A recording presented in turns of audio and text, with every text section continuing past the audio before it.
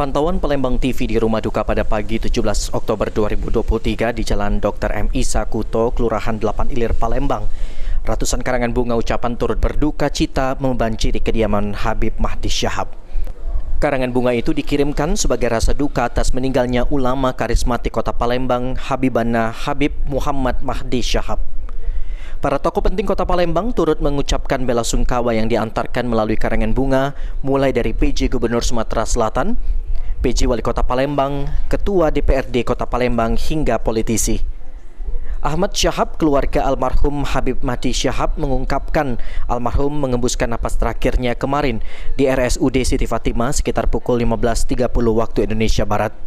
Almarhum Habib Mahdi Syahab rencana akan disolatkan di Masjid Darul Mutakin, Pasar Kuto, dan langsung dimakamkan sore ini ba'da solat asar di tempat pemakaman umum Gubah Duku yang terletak di Jalan M. Isa, Lorong Gubah Duku, Kecamatan Ilir Timur 2, Kota Palembang.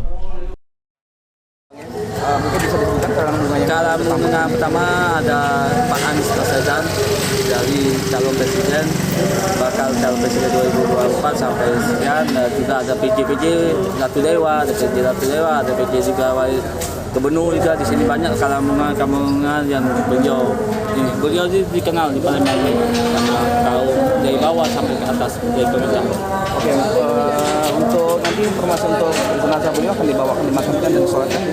Jenazah insya Allah bakal disolatkan jam pada asar, disolatkan di Masjid Darul Mutakin dan dimakamkan di Gubah Ahmad bin Said bin Syahab jam pada asar insya Allah. Kita mulai tahlilnya jam 14.30 di Masjid Darul Mutakin. Jenazah ini bakal di 3 kali sholat insya Allah. Oke, terima kasih Bang. Keluarga yang tinggalkan? Keluarga yang tinggal anak satu, itu Sarifah Khadijah binti Muhammad Mahdi.